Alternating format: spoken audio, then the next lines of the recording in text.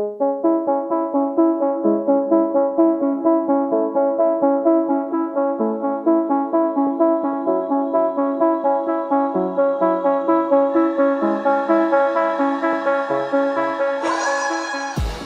and welcome to the Blackout Podcast, where I get to talk to amazing people who do amazing things. And today I have Grosse, influencer, all-around awesome person, and maybe my swim coach someday. Thanks for coming to the Blackout. Thank you. Thanks for having me. Oh my God. I remember, like, your Instagram is insane. Like, do you have... It's your curation. Okay, so I'm gonna start with that because that's like my introduction into your world. Like, how do you decide what goes on your Instagram? It's a process. I use a lot of tools. So one platform is like Plannerly, where you can actually plan out your posts. Oh, wow. So I like to do like a picture of me, something that I'm doing, eating, drinking, or what have you, and then like another picture of me, and then the next row would be myself in the middle, and then two other like hobbies or activities. So what I've learned in my experience is that too many people don't want to see your face all of the time. But as a quote-unquote influencer, what you do is totally up to you. So that's kind of like what my style. And in my bio, it says mood, I'm just like a multi-inspiration and my mood board. So sometimes you might see a coffee reel. Sometimes you might see what I'm eating. Sometimes you might see a fit. So yeah. No, I didn't want to put myself in just one box. Yeah, no, I mean, and it's pretty, obviously. Yeah. Oh, but then your reels also, it's kind of like on another plane. So it's like you plan it out, obviously. You just mentioned. Yeah. And I guess, what is your history of getting on the platform? Like, how long have you been there? And when did it become like, I know you have fun on there, but also I know you kind of do some like work on there too? 100%. So if I can really think back, my dad and his brother actually started a graphics company way back in the day. So the graphics company is probably 30 years old, called First Graphics. So that was kind of like my first introduction to, website designs, what social media was back then. He was always a computer person, still is. So we have like one of the first like Macs, we have Windows, and he's the type of person that would break things apart just to put them back together. So in terms of like the tech, IT, that social part, and then when social media really started to become what it is now, I've always had an interest in it. So some of it is obviously learned from, actual courses that you might take and things like that, but some of it is natural like talent. So it's a lot of time commitment. So I spent a lot of time on, my phone, but also some of those things that I spent time on, got me paid. So right. How did that go from, oh wait, I love taking photos and putting it online, to wait, I can actually make money from this? Probably just using hashtags. Who you know, I consider myself a people person. So oftentimes people will come to me to say, hey, Israel, can you make an introduction? And I've learned that having my own networking or being a people person kind of, elevated that. I have some really super fantastic friends as well. Like I definitely have to name drop my friend Renee Boudreau of Elevate and Explore Black Nova Scotia, who's done a lot of things and is like, hey girl, you like photos. She likes to be behind the scenes, but she's super fantastic. She'll bring me along. My other friend, Ebony Stewart, so she has a YouTube channel called Live Life with E, and she's also a lot on social media and has her own kind of like, video and editing type of thing. And then one of my favorite creators and marketing people is Unbound Media. So Ryan Williams, who's, had me in some of the model things. And sometimes it's just the luck of the draw. Like you post a picture, you hashtag the right people, and then boom, they're like, oh, I've seen you for, this, and this. Another big thing is like diversity. So in light of the Black Lives Matter movement, a lot of, Canada trying to right their wrongs. Everyone's trying to be like, okay, we need diverse representation in photos, videos, and things like that. So one of my first projects when I was in university, I went to the Mount. Shout out MSVU. And it was the Halifax Partnership. And so that campaign was a Hire Me campaign. And so my face was on a billboard. Oh, wow. And I was like, oh my gosh, coming down to the Bedford Highway. Like, who goes to Bedford and sees a little brown girl from East Preston on a billboard? Since then, I've worked with, ambassadors, Tourism Nova Scotia, Foreign Affairs, I model for them. So, yeah, it's been a pretty fun ride. Wow. Yeah. I was actually gonna. Yeah. No, I feel like I spoke a lot, but No, yeah, no. I had to name drop those folks. Oh no, honest, like I was actually about to get into the modeling thing, so thanks for starting with that. Like, how did was it actually Instagram that led to the modeling, or? I think so. I have one of my really, really close friends, my first roommate, Raven Morris, who's from Bermuda. I literally call her 9 in the morning, 9 at night, doesn't matter. I'm like, hey girl, how's the fit? Like, that is our friendship. So miles away, I'm just like, okay, how's the fit? I feel like I want to take pictures on the gram. The worst feeling ever is when you're invited out, you got the fit, and no one sees your fit. Or you're with a friend that doesn't take the photos and doesn't bring the energy that you need. That is the worst feeling in the world, okay? So when I'm out, I'm like, I don't care if I'm the best dress or I'm extra, that I'm that person where someone says, okay, the dress code is like cash. I'm still gonna glam it up. I just don't think I understand the concept of casual, because like I gotta wear the clothes, I want the fit. So in terms of that, I always started to like, let me get like the details. So if I'm wearing a cuff here or like certain earrings, and then those things, when you tag people, that's what people forget. Tag people, because people recognize that. So my earrings, I used to tag like, H&M for these earrings, and this shirt from like Zara, this and that, boots from Fashion Nova. And now Instagram you can actually find the product. So you can tag the product, people can click on it, and then it kind of like blossomed from there. It's like, hey, you look good in this shirt. You're doing like a lifestyle shoot just with your friends. How about you do a lifestyle shoot for this brand? Right. Yeah. So, but that wasn't the plan, though. You were just doing it for you. Just for me, going out with our friends. Okay, what are we wearing? Right. What's the dress code? So, do you remember the very first time someone like a brand reached out to you to do it? Very first time a brand reached out to me, I don't even know.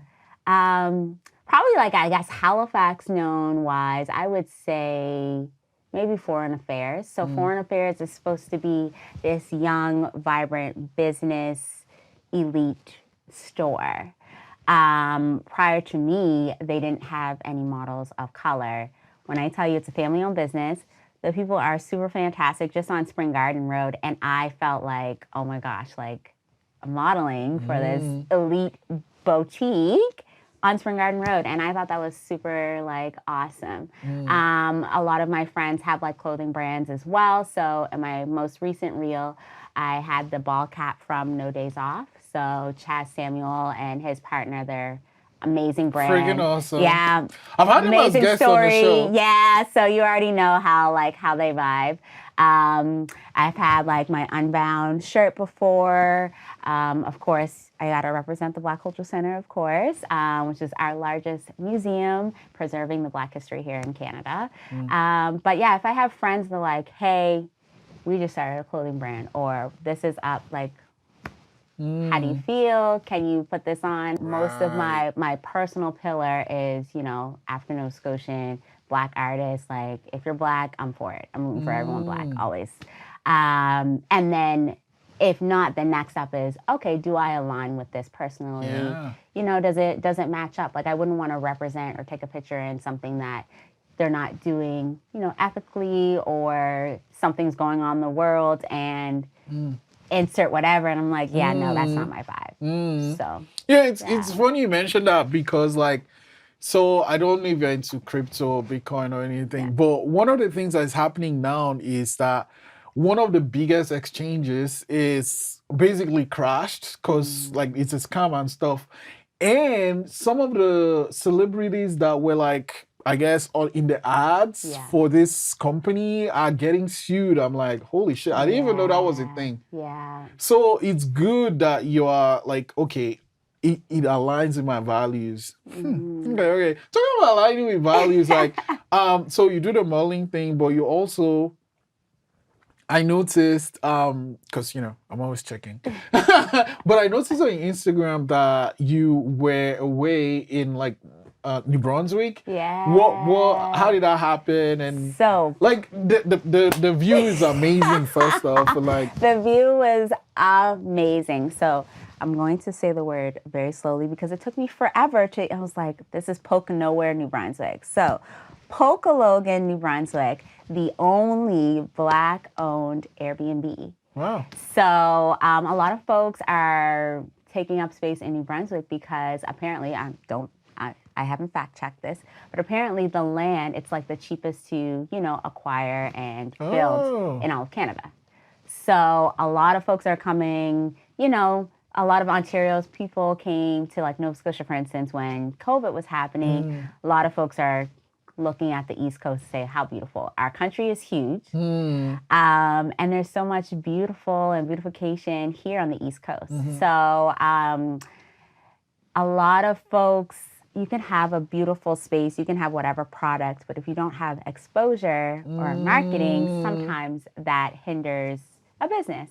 So that's kind of how that relationship was formed. So I know the host and they're like, hey, we need some, come view the space, let us know how you think, give an honest opinion. And I loved it. So you're not going to go there to turn up, you're not going to go there to, have a fiesta, but you are going to go there if you want to enjoy some views, enjoy some quiet time, meditate, some eat, pray, love, because that's the vibe in Pokalogan, New Brunswick. And I love that it has a record player. Oh my gosh, it was my favorite thing. Yeah, so they also have snowshoeing. Oh, wow. So right now, between this month and April, it's a good time to book out the space because it's at a discounted rate because it's the winter season. But legit in the backyard every day to walk out in the middle of the ocean was amazing because the Bay of Fundy was their backyard. So when the tide was out, you could literally be on the ocean floor. And that was just so like, I'm not sure what everyone else believes in, but I believe in God. I'm a Christian. And it was so nice to feel, my sense of humanity, the beautification that I feel that, God has created this. So it was beautiful. I was rested because sometimes I'm a go. When you're doing the influencer thing, sometimes. It's a hustle. It's a hustling type of thing. You said sometimes. To me, it's like, that was, actually, I'm going to ask, well, before I forget, like, you do so much. You said sometimes, because to me it seems like you do it all the time. And I've not even touched some of the other things yet. But is going to things like this one of the ways you relax? Decompress, relax, 100%. And I am a true, how it's a scale of like extrovert, introvert. There's like some few other terms. I am like a true extrovert, but I'm also an Aquarius. So anybody that knows the zodiac signs, Aquariuses have no chill. I'm an only child as well. So I enjoy being by myself. I like my alone time. It's not for everybody. But when I need my space, I'm like, okay, like I don't want to see anybody. It doesn't happen often, but when it does, it has to happen like immediate. And then I go long periods of time again of like extrovertness. So yeah, those are the types of things. Scenery, music is a love language in itself. But yeah, those are some of the things that I can just chill, relax, and do me. Okay, so let's touch on the BBI. Okay. I mean, what BBI is doing is amazing. Yeah. And I guess like you mentioned with like George Floyd and everything, Yeah. they got a lot of funding. And how did you get to work with them? What is the BBI? Sure. And why should other people get to find out more about BBI? Awesome. So this is kind of like my second time back home. I call BBI home. I feel like any workplace can ultimately be your home because you spend more time with your coworkers and things like that than you do with your own family. So 4.5 years ago, almost 5, I worked at BBI as a Business is Jamming youth coordinator. So every job that I've had to deal with youth in some capacity. Coming back now as a recent graduate from Mount Saint Vincent and a business degree, I'm now an Entrepreneurship Manager. So it was kind of like my start in a job that I went to school with.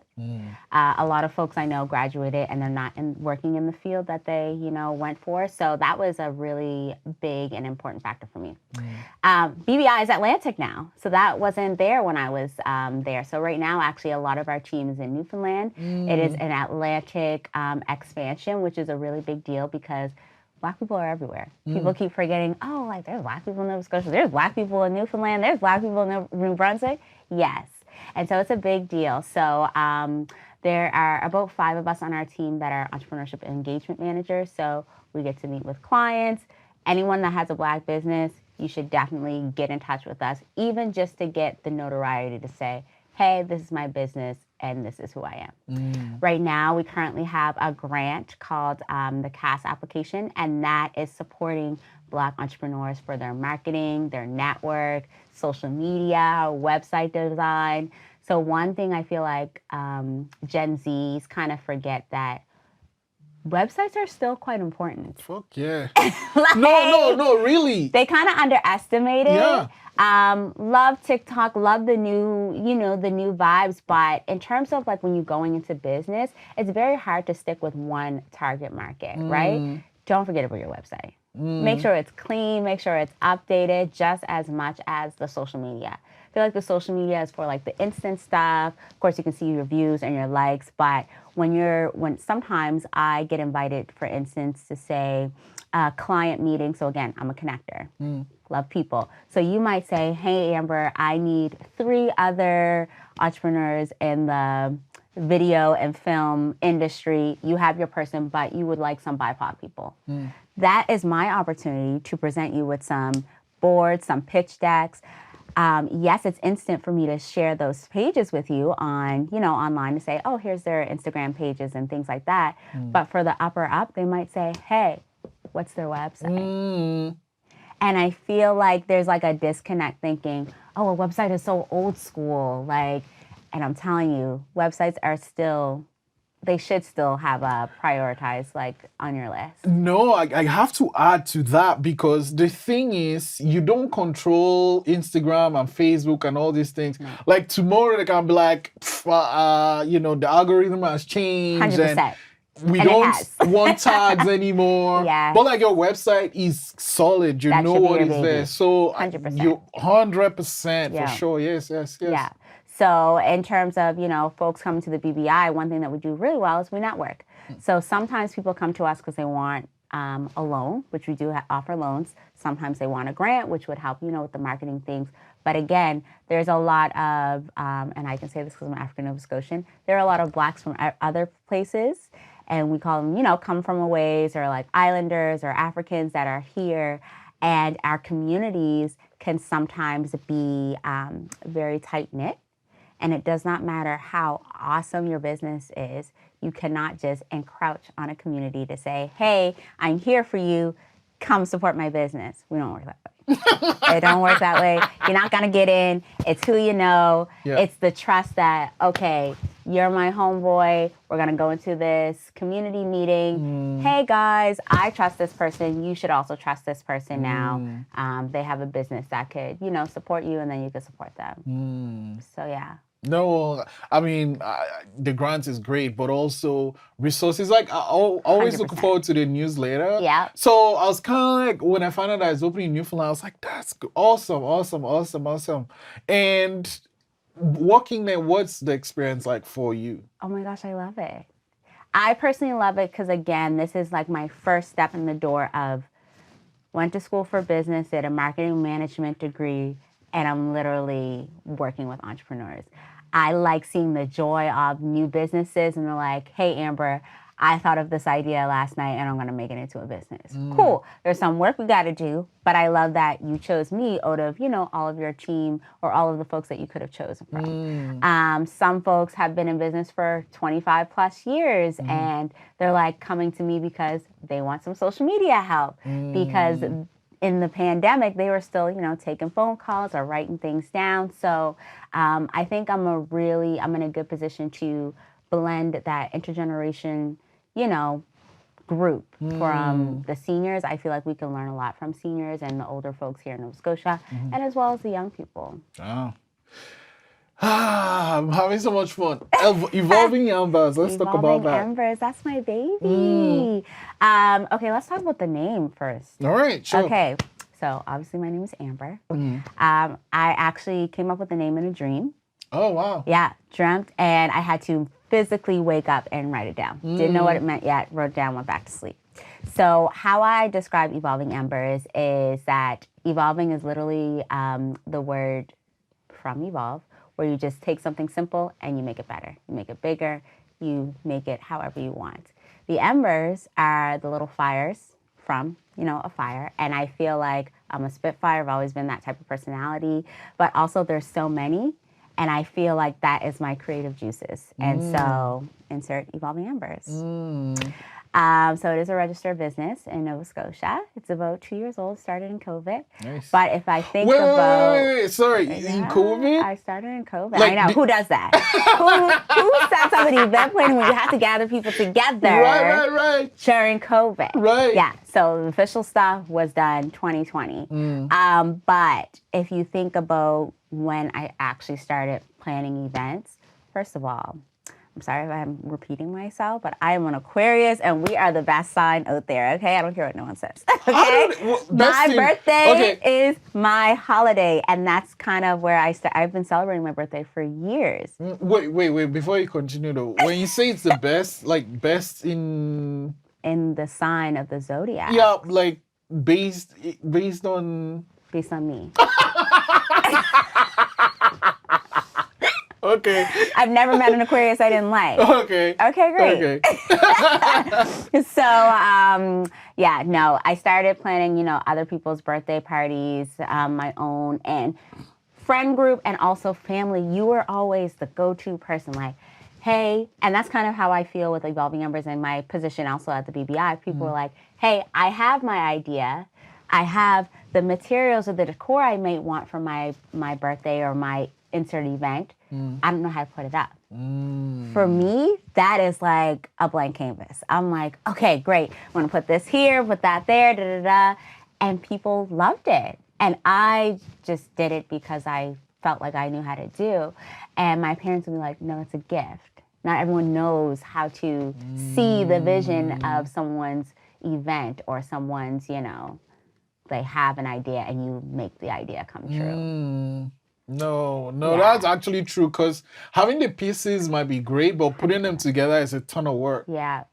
And so there were times where a lot of my friends, their birthdays started to be spread out, and I was like, we always just get together on birthdays. Let's do something else. So I'm also very involved in like female empowerment and all things female.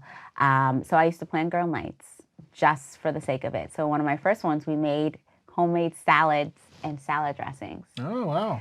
My friends were like, oh, you always come up. I like a theme party, by the way. So we would come, everyone had to bring a certain, ingredient, and we made that. I've reached out to some personalized chefs before for us to be catered to. So dress code, come glam. We're going to be catered to. And I also, us, I think as a culture, we always do things around food. I'm also very big on, okay, can we do something else instead of a dinner? So I've had like vision board parties before, because those are some things that I like to, I don't really do New Year's resolutions, but I do like to, I believe in writing down what your plan is for yourself, seeing a photo, because I'm very like a visual person, and let's do that. Felt like other people kind of resonated with that. So I was like, okay, let's do a vision board party. People came together. I've done scrapbook parties before, and you just get to see people's creativity. You get to be with like-minded folks and individuals, and it's been a blast. Wow. I love it here. So, I mean, as you're growing the business, what are some, I guess, apart from like people close to you, what are some bigger goals for Evolving Embers? TBD. Yeah, TBD. I have some big plans. Event planning is a lot of work. It is. It's oh not my God, for the faint of heart. Yeah. So I'm just trying to figure out what's next for me. I really like consulting a little bit on that side. So again, you tell me your vision. I tell you, okay, it's going to look like this. Do I necessarily want to do that and actually do the decor, what have you? Maybe not. But I know the people who can do it. You know what I mean? But again, I'm really into like the marketing, the digital side. So Evolving Embers will always be my name for whatever is next. But yeah, I think it's like this umbrella for the thing, umbrella, right? 100%. Okay, so the other thing I want to touch on is the swimming. Like when you because there's this whole black people and like swimming thing. Facts. So I'm like when you say you swim, I'm like, okay, tell me more. So I was the type of child that was signed up for everything. My parents were like, okay, you're not going to sit home and do nothing. So I was a camp kid. I did the soccer, the basketball, the swimming, and swimming kind of stuck. So did lessons, all throughout. And then I swam competitively for a very long time for the Dartmouth Crusaders, which is still today a swim team. So moving forward, again, I've worked with youth for a very long time. This is my first job that I'm not working directly with youth. I mean, there's some youths that are entrepreneurs. So. 100%. But in the capacity that I was before. I know. And now I get to work with young people, work with youth in my own way. And I love that. So, yeah, I'm a certified swim teacher at the Zatsman Sportsplex. And I love it. So I am certified to teach babies, mom and tots, all the way to adults. Wow. I'll have my schedule in the new year, so if anyone needs lessons, let me know. But a big goal for that, a few years ago, there was a program to teach kids how to swim in lakes and beaches safely because there were a few deaths from drowning. Unfortunately, and I think if I could do that, that would be amazing because I'm very swimming outside of having fun. I feel like it's a life skill. I feel like everyone should know how to do the bare necessities, how to float, how to tread, how to get back to shore safely, how to swim in a pool safely, right? So if I could, my swimming journey, big goal, teach everyone in my community in the Preston Township where we have our own lakes and rivers and things like that, I would love to teach in my own community. Wow. Yeah. I think we have to do a part 2 of this, man. I'm down for it. Okay. Last question before I let you go. Sure. Something also talk about, especially in your captions, mental health. Why is that important for you? Well, it's a stigma. Black people don't really talk about it. Right. We don't talk about it. I feel like our generation is blowing it out the water in terms of like, it does not matter your race, your ethnicity, your age. Mental health is very real. So for me personally, part of my journey was burnout. I definitely experienced, I don't know if I could name it because I've never been clinically tested, but my burnout happened and I couldn't get out of bed. Like my parents were checking on me every single day. Like, hey, did you get out of bed? I had to make mental notes for myself. Like, get up, brush your teeth, eat something. And the go that I'm doing now is very different than the go that I was doing. Again, I worked with youth for a very long time. So that moment too, when you're working and you're taking work home, and then I was in school in the evenings, and then, life is just lifing, and life's been lifing. Also, we have to credit this pandemic. That's been a lot for everybody, and you don't take care of yourself. And I just seen a meme recently that said, if you don't take care of yourself, your body will stop you, and it will be the most inconvenient time. Very true. When I tell you, it was the most inconvenient time when I thought I could keep going, and you're like, nope. Like your body is physically exhausted because you're not listening. We don't listen to the body. We don't listen to the times where like, okay, we're saying yes. I was a yes person all my life. I'm still working on that. Where there's things that I want to do and I genuinely want to, always say yes, but then I was putting so many other people before me. It's just like, there's a problem here. Yeah. And so that's something, healthy boundaries, it's something that we don't talk about. It's something that we're not taught. It's okay to say no. It's okay to say no without an explanation. The answer is just no, still love ya, but not today. It's okay to say, hey, I'm not feeling great today. Don't feel like talking about it. Check you on the flip side. Because the other thing is we're very big on make sure you talk about it. Make sure you talk to somebody. It's okay to not talk about it in that moment. Because sometimes you have to, like, when you're upset, what do you do? What do you want the response from your friends and family to be like when you're upset? Genuinely. Oh, you're asking For me? you, yeah.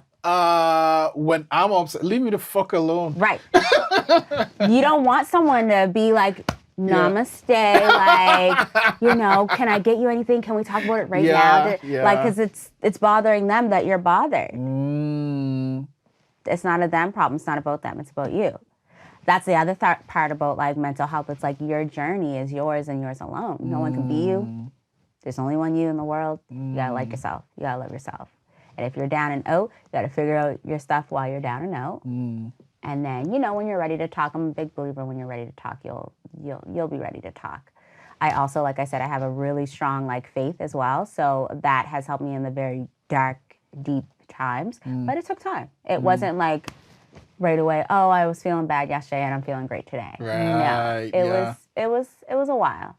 I also am a very big believer of having your people. I come from a super fantastic family, but my chosen family is just as top tier. That is a huge, huge thing that I advocate for youth, for people who are struggling in their families, for Black people who have a lot of, you know, hidden family, you know, trials and tribulations. Generational trauma is real. Your chosen family, you need a system. You need your people that are going to be there that might not be blood related to you. And my people are top tier. Holy shit. Yeah. Man, I knew it was going to be a great conversation, but this has been amazing. I've had an awesome time, and I definitely have to have you back on the pod for sure. Yeah. But Amber, thanks so much for coming today. Thanks for having me, Israel. It's been a vibe. Yeah.